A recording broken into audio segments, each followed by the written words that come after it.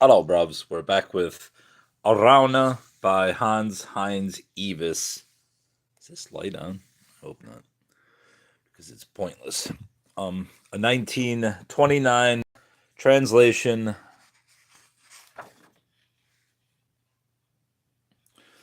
by S. Guy Endore, illustrated by Malon Blaine, produced by the John Day Company. We're on Chapter 10.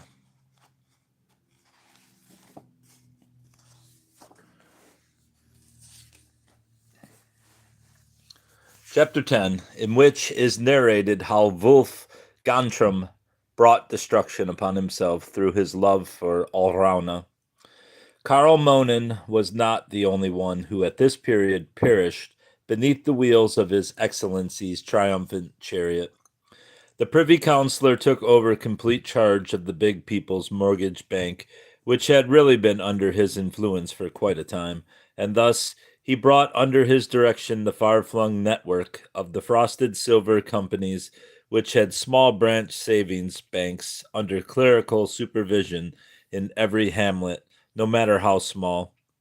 Naturally, this change of leadership did not come about without many sharp encounters with the old directors who were opposed to this new influence which was depriving them all of all autonomy.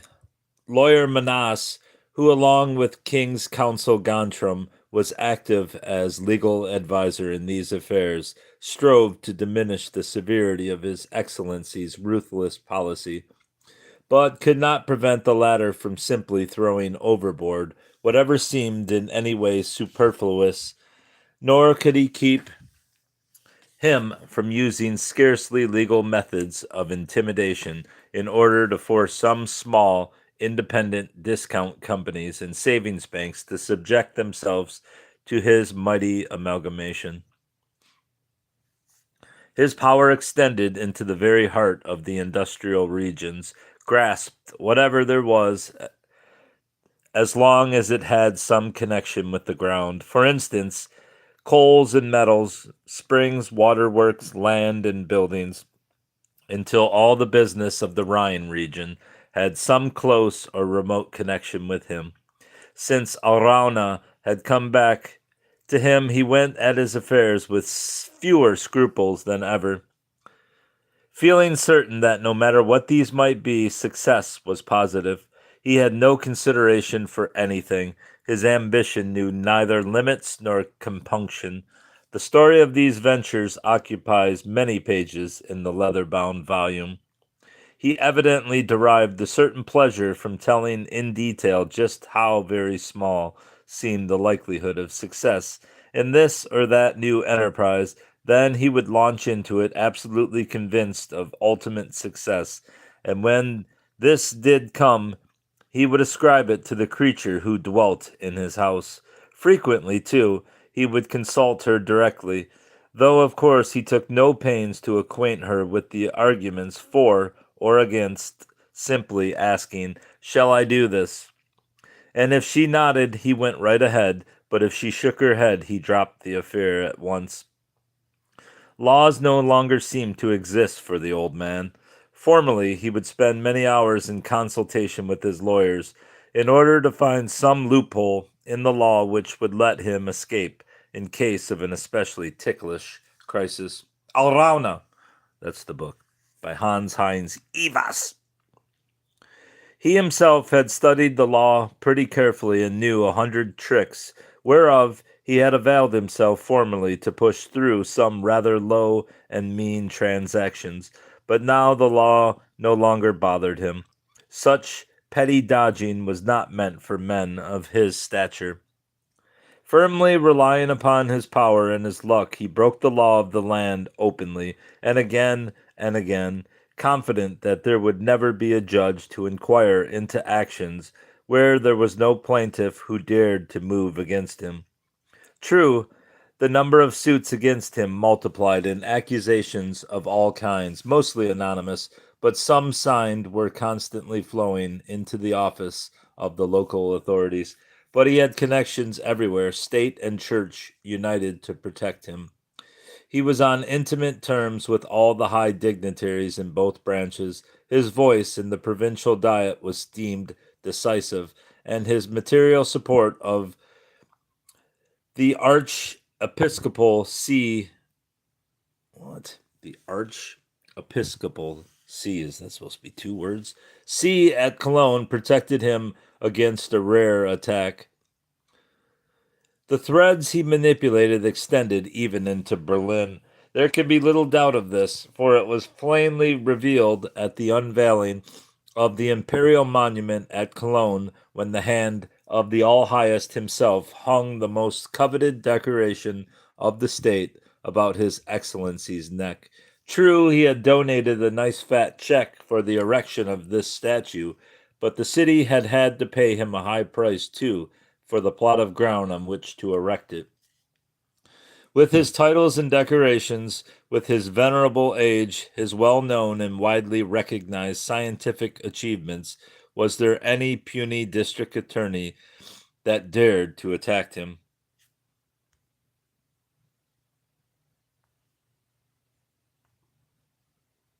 No, it's not the Bible. And never ask again. The petty-fogging grumbler in this instance was the curator of the Wiesbaden State Museum, who had purchased a large number of archaeological treasures from the Privy Councillor and now accused him of forgery.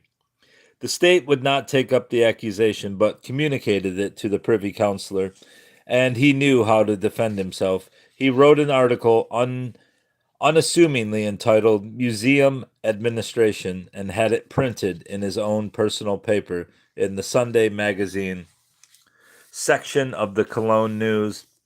He made no comment concerning the complaint against himself, but attacked his accuser murderously, destroying him utterly, robbing him of every vestige of judgment and knowledge, leaving him revealed as a know-nothing and a booby.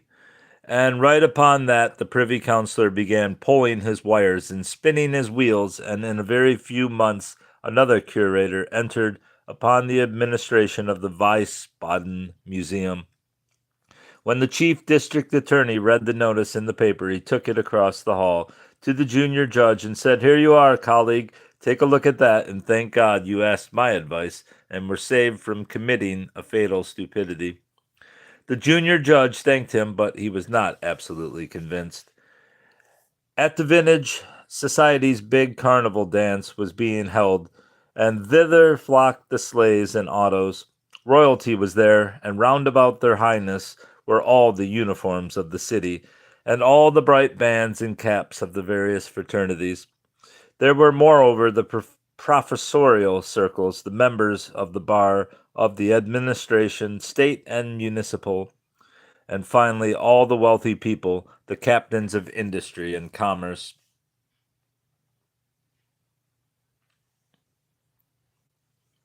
Everybody was in costume, only the appointed chaperones were allowed to appear as Spanish duennas. Don't know the word. Even the elderly men had had to leave their formal clothes at home and come in black domino and monk's cowl. At His Excellency's big table sat King's Counsel Gontram, who knew this restaurant's old cellar and understood the art of procuring the best vintages and brands for his own corner. Duchess Wolkonsky was there with her daughter Olga, now Countess Figueroa I don't know how you say that, Abrantes, and with her was Frida Gontram. The two of them had come to spend the winter with the Duchess. There were besides Attorney Manasse and a few lecturers and professors from the university, and perhaps an equal number of officers, and of course His Excellency himself, who had brought along his daughter to her first ball. Alraune was arrayed as Mademoiselle de Maupin in a boyish Beardsley costume. She had opened up all the chests in the Ten Brinken house, hunted through all the old trunks and highboys, and she had found huge quantities of Point de Malenus that had come down through many generations. And I'll show you the word just because I don't know what the hell it is. I just said Malenus to sound French or whatever. The tears of the poor women who had wrought this delicate fabric in some cold Belgian cellar had long since dried on the lace. Does any pretty woman ever see the tear stains on her dress? But Alrauna's bold costume caused fresh tears to be shed, first by the dressmaker whom Miss Ten Brinken scolded because she did not seem able to cut this whimsical dress correctly, then by the hairdresser whom she beat because the girl did not understand how to fix her hair and lay the chi-chis, and finally by the maid whom she impatiently prodded with long pins. Oh, it was a torture to produce the heroine of Gautier.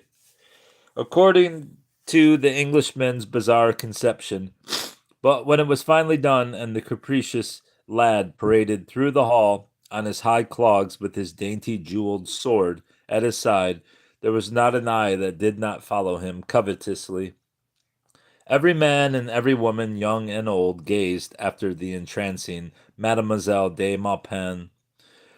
The Chevalier de Maupin divided honors with Rosalind, the Rosalind of the last scene, who was Wolf Gontram, and never did a more beautiful one grace a stage. Surely not even in Shakespeare's time, when slender boys enacted the female roles, and not in the days of Margaret Hughes, Prince Rupert's beloved, when that beautiful woman first presented the exquisite heroine of As You Like It.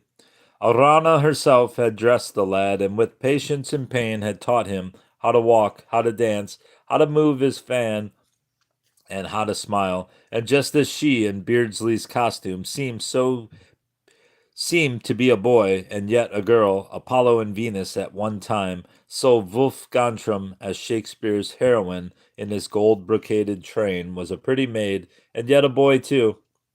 Perhaps the old counselor understood what all this signified. Perhaps Menasse did likewise, and Frida Gontram too seemed to have some inkling, for her rapid glances went from one to the other.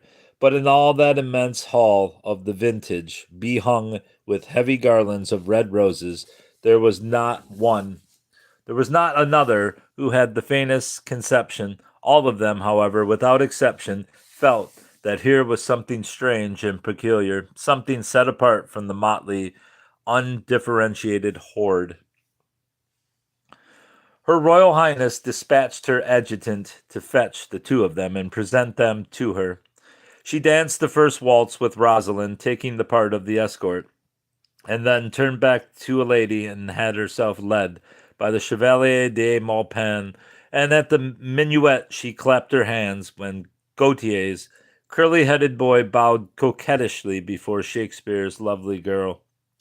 Her Royal Highness was an excellent dancer herself, was the best tennis player in the world, and took all honors on the rink, and nothing would have pleased her so much as to have danced all night with these two.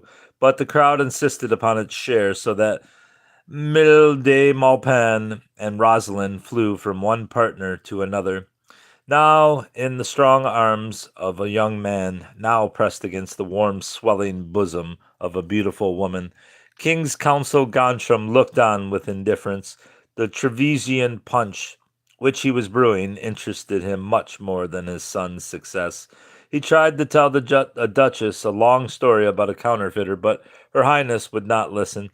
She felt entitled to a share of his Excellency's satisfaction and pride, for was not Alraune her godchild, and had she not helped to bring her into the world? Only little Menasse was contented and cross, and scolded and grumbled half audibly to himself. You oughtn't to dance so much, boy, he spat out at Wolf, as Wolf passed. You ought to take better care of your lungs. But young Gontram paid no attention. Countess Olga jumped up and hastened to Alraune. My pretty cavalier, she whispered, and the lace-trimmed lad answered, Come to me, my little Tosca. He whirled her around, round and round the hall without giving her a chance to breathe, and brought her then breathless back to the table and kissed her right on the mouth. Frida Gontram danced with her brother and looked at him for a long time with her clever gray eyes. Too bad that you're my brother, she said. He could not understand that at all. Why, he asked. She laughed. Oh, you stupid little boy. And as a matter of fact, you're quite right. Why, indeed. It is only because the rags of our crazy education still cling to us, still hamper and restrain us with their lead weighted virtuous folds. Yes, that's it, my handsome brother.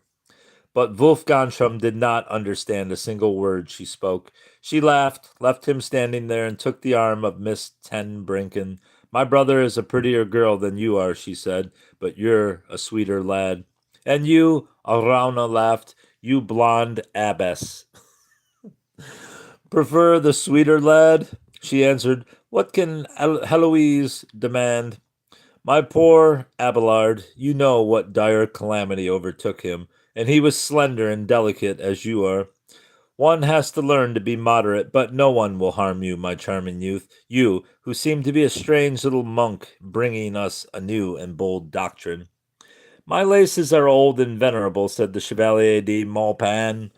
Then they'll cover sweet sin all the better, the blonde abbess replied. She took a goblet from the table and offered it to Alraune. Drink, sweet lad.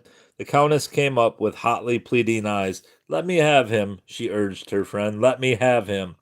But Frida Gontram shook her head. No, she said sharply. You can't take him away. Free for all contests, if you like. She kissed me, Tosca said decisively, and Heloise returned sarcastically. And do you think that you were the only one tonight? She turned to Alraune. Decide, Paris, whom do you want, the worldly woman or the religious woman? For today, you mean? Malay de Maupin asked. For today and forever, if you like, Countess Olga cried. Then the airily clad boy laughed. I want the abbess, and Tosca too. And still laughing gleefully, Alraune ran away to the big blond student who was parading up and down the hall in a scarlet executioner's outfit with a mighty cardboard axe. Ho, friend, she cried, I've two mammas now. Will you chop their heads off for me? The student puffed out his chest, pulled up his sleeves, showed them. Show them to me, he bellowed. But Alraune did not have the opportunity to reply. The major of the 28th Regiment had carried her off for a two-step.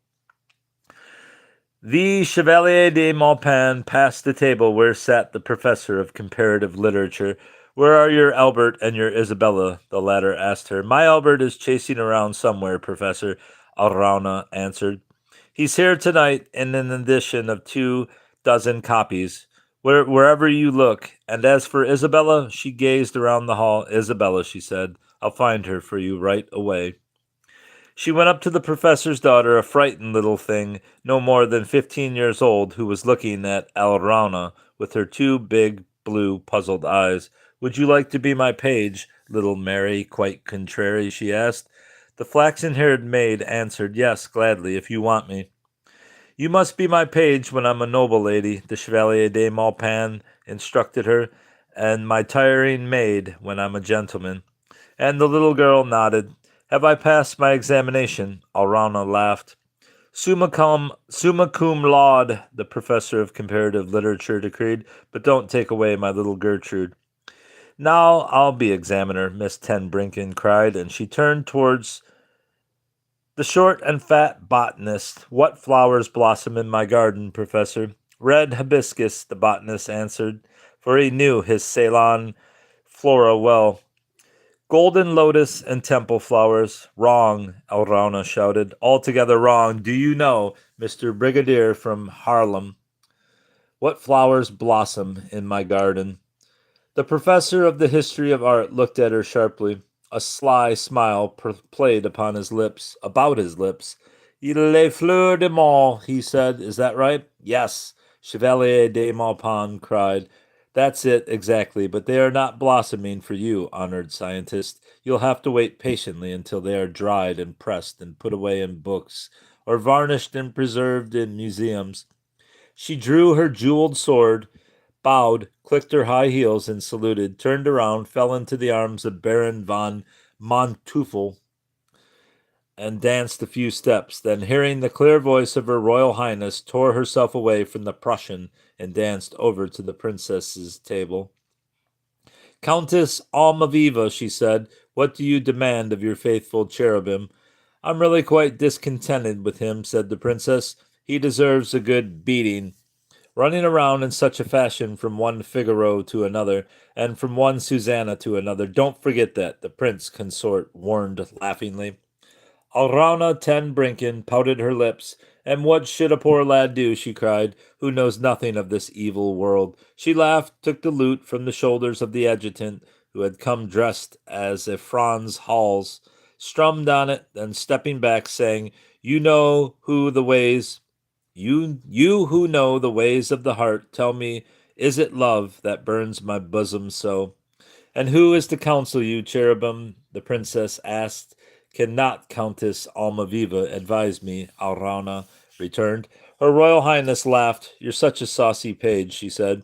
Cherubin answered, That's the way of pages. She turned up the laces from the princess's sleeve and kissed her hand, a bit too high up on the arm and a bit too long. Shall I bring Rosalind to you? She whispered, and read the answer in her eyes. Rosalind danced past. Tonight she was not allowed a moment's rest. The Chevalier de Maupin snatched her away from her partner and led her up the steps to the dais of their Royal Highness. A drink for my Rosalind? Alraune cried. My darling is dying of thirst. She took the glass which the princess handed her and presented it to Wulf Gontram's red lips. Then she addressed the prince. Will you dance with me, you wild Rhenish Rawgrave? Rawgrave. He laughed harshly and pointed to his gigantic riding boots with their immense spurs. Do you think I can dance with these? Try it, she urged, and tugged at his arm. You'll manage, only you mustn't trample me to death, my savage hunter. The prince looked rather doubtfully at the delicate creature in perfumed laces. Then he pulled on his mighty buckskin gloves and cried, Very well, then, come on, little page. Alraune blew a kiss to the princess and waltzed across the hall in the arms of the heavy prince. People made way for them, and their dance went off quite well, diagonally across and then back again. The prince lifted her up in the air and whirled her around so that she screamed. Then suddenly his long spurs got tangled, and both of them lay on the floor. She jumped up at once and reached out her hand to help him up. Up, Sir Rawgrave, she cried. Really now, you can't expect me to lift you. He rose to a sitting posture, but when he brought his right foot up, he involuntarily cried out with pain. He leaned on his left hand and tried thus to rise, but it wouldn't go. The pain in his right foot was too intense.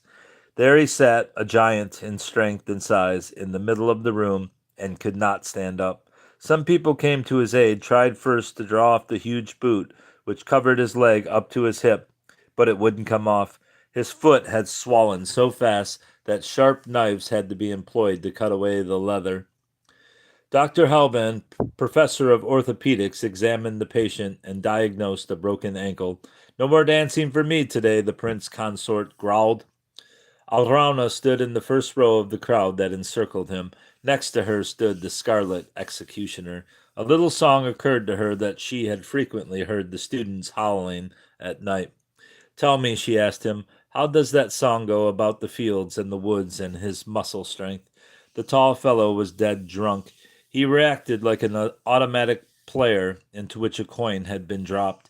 He swung his axe through the air and bellowed, He fell upon a stone, he fell upon a... Kill. He fell upon a stone, broke 3 ribs in his chest, and the fields and the woods and his muscle strength, along with his right... Kill, along with his right leg, too. Damn you, shut up, a fraternity brother whispered harshly. Have you lost your mind? He stopped. But the good-natured prince laughed. Thanks for the appropriate serenade.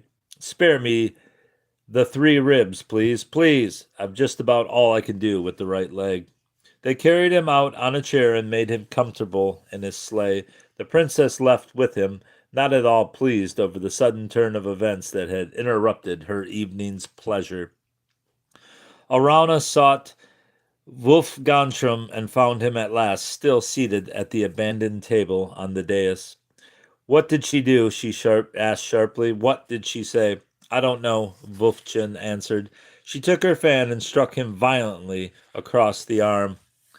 You know very well, she insisted. You must know, and you must tell me. He shook his head, but I really don't know a thing. She gave me several drinks, and she brushed my hair back. I believe she squeezed my hand, too. But I can't say for sure I wasn't really listening. I just kept saying yes, yes, but I was thinking of something else altogether. You are awfully stupid, Wolfchen, she said reproachfully. You were dreaming again. What were you thinking of, anyway? Of you, he replied. She stamped her feet angrily. Of me! Always of me! What makes you always think of me? His big, deep eyes looked at her pleadingly. I really can't help it, he whispered. The music recommenced and broke the silence that had fallen over the guests since the royalty had withdrawn. The strains of Roses from the South floated soft and sweet over the hall. She took his hand and drew him away. Come, Wolfchen, let us dance. They stepped onto the floor, the only couple, and began to dance, all by themselves in the great hall. The gray-bearded professor of art history climbed onto a chair and shouted, Attention! The Chevalier de Maupin and his Rosalind will now perform their special waltz. Hundreds of eyes turned to admire the handsome couple. Alraune was aware of the spectators, and every step she took was done with the consciousness that she was being watched and applauded. But Wolfgang did not notice a thing. He felt only her arms about him and the soft strains of the music upon which he floated, and his long black eyelashes drooped and cast his dreamy eyes into the deep pools of shadows. The Chevalier de Maupin led, confident and certain as a slender page accustomed to polished parquetry from his cradle. His head was slightly forward, his left hand held two of Rosalind's fingers and rested on the golden hilt of his sword, so that the end raised up the lace in back of him. His powdered locks curled like silver snakes, his lips were parted in a smile revealing white, even teeth, and Rosalind followed every slightest pressure. Her red and gold train slipped along the floor, and out of its curve her body rose like a graceful flower. Her head was thrown back, the heavy white ostrich plumes fell downwards from her large hat. She seemed far removed from the drunken world about her as she swept around the hall beneath the heavy garlands of roses. Around and around and around. The guests pushed themselves against the edge of the floor, or else mounted on chairs and tables and gaped breathlessly. I congratulate your Excellency, the Duchess Volkonsky murmured, and the Privy Councillor answered, Thank you, Your Highness. You see that the pains we took years ago were not altogether without result. They changed hands. The Chevalier led his lady diagonally across the hall, and Rosalind opened her eyes wide and gazed with silent astonishment at the crowds of onlookers encircling them. Shakespeare would go down on his knees if he could see this, Rosalind, the professor of literature declared, but at the next table little Manas, standing on a chair, barked down at the king's counsel. Get up, won't you, colleague? You should look at this. It's most remarkable. The fellow looks exactly like your poor dead wife. Exactly. Old Gontram did not move. He sat there calmly testing a fresh bottle of choice Erziger. I haven't a very good memory for faces, he observed indifferently. Why should other people take an interest in his emotions? Faster and faster the two of them danced back and forth across the ballroom. Rosalind's white shoulders rose and fell.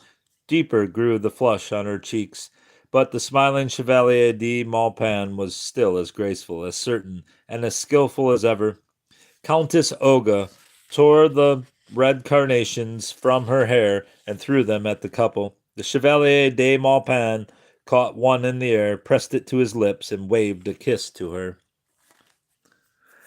That was the signal. Everyone seized what flowers were at hand, emptied them from the vases. I had to say vases. Unpinned them from their dresses or loosened them out of their hair. And now the two swept along to the lilting melody of Roses of the South beneath the shower of blossoms. The orchestra began again and again. The musicians, dulled by nightly playing throughout a long season, were aroused. They leaned over the balustrade of the balcony and watched the colorful scene below. The leader's baton moved feverishly. Faster and faster flew the skillful hands of the violinists, and beneath, tirelessly, amid the heavy silence of the breathless crowd, amid falling flowers and music, Rosalind circled around in the arms of her lover, the Chevalier de Maupin. Suddenly the music ceased, then the crowd broke loose. Baron von Platten, Major of the 28th, cried down from the gallery in his stentorian voice, "Three cheers for the couple! Three cheers for Miss Ten Brinken! Three cheers for Rosalind!" Bottles popped and glasses clicked, and the people stamped and howled. They rushed onto the dance floor, surrounded the two, and almost crushed them to death. Two fraternity boys had run down into the street and brought up a flower woman's entire stock of roses, two mighty baskets full. Some officers of the hussars brought champagne, and while Alraune only wet her lips, Wulf Gontram, overheated, drank down thirstily one glass after another of the cool wine. Alraune drew him away, elbowing a path through the milling multitude. The scarlet executioner sat down, barring their way. He stretched out his long neck and tendered his axe. "I have no flowers," he shouted. "I am myself a red, red rose. Here, pluck me." Alraune left him sitting there. She led her Rosalind past the little tables beneath the gallery and into the conservatory, but here it was no less crowded than elsewhere, and everyone had a word to call out to her as she passed. Then she spied a small door behind heavy velvet hangings. This led out onto the balcony. "Oh, that's good," she cried. "Come, Wolfchen." She threw back the curtain, turned the key in the lock, and pressed on the latch. Just then 5 stumpy fingers were laid on her arm. "Here, what is this?" a gruff voice asked. She turned around. It was Attorney Menas in his black domino. "What do you want outside?" he repeated. She shook off his ugly paw. "What business is it of yours?" she answered. "We want a breath of fresh air." He nodded. "Thought so. That's exactly why I followed you. But you're not going to go out." Miss Ten Brinken looked at him haughtily. "And why not? Perhaps you intend to prevent us?" Unwittingly, he shrank before her cold gaze, but he still stood his ground. "Yes, I intend to prevent you. Don't you see that this is downright madness? Both of you are overheated, simply dripping with sweat. And you're thinking of going outside on the balcony when it's below zero. "We'll go anyhow," Alraune insisted. "Go ahead," he barked at her. "Go if you like. I don't give a damn what you do, miss. I only intend to keep Wulf Gontram back." Alraune swept him from head to foot with a contemptuous look. Then she withdrew the key from the door and opened it up wide. "Now," she declared. She stepped out on the balcony and beckoned to Rosalind. "Don't you want to come out with me into the wintry night?" she cried. "Or would you rather stay inside?" Wulf Gontram pushed the lawyer aside and quickly stepped across the threshold. Little Menas gripped him again, clung to him with all his might, but Wulf Gontram pushed him once again, so that he fell back against the curtain. "Don't go, Wulf," the lawyer yelled. "Don't go." His hoarse voice broke. He almost whined, but Alraune laughed out loud. "Farewell, faithful retainer. You must stay here and mount guard." She slammed the door in his face, put the key in the lock, and turned it twice around. The little lawyer tried to see through the frosty windows. He tore at the latch, stamped his feet with rage. Then slowly he grew calmer. He came out from behind the curtain and entered the hall. "That's fate," he growled. He bit his misshapen, irregular teeth together, walked slowly over to His Excellency's table, and let himself fall heavily into a chair. "What seems to be the trouble?" Frida Gontram asked. "You look like 7 days of rain." "Nothing," he snapped. "Nothing at all. Your brother is a jackass. Besides, don't drink everything dry, all by yourself, colleague. Let me have a little share." The King's Counsel filled his associate's glass up to the brim, while Frida Gontram observed with conviction, "Yes, I agree with you. He is a jackass." The two of them walked across the snow and leaned over the parapet. The broad street lay bathed in the light of the full moon, which shed its soft illumination over the baroque masses of the university and over the old palace of the archbishops. It formed large white pools below, and here and there cast fantastic shadows across the sidewalk. Wulf Gontram drank the ice-cold air. "How beautiful," he whispered, and pointed down to the white and silent street. But Alraune Ten Brinken was looking at him. She saw his shoulders gleaming in the moonlight, and his two big eyes shining like great black opals. You are more beautiful than the moonlight night, she said. Then he loosened his grip on the stone balustrade and threw his arms around her. Alraune, he cried, Alraune. For just a second she permitted him to hold her.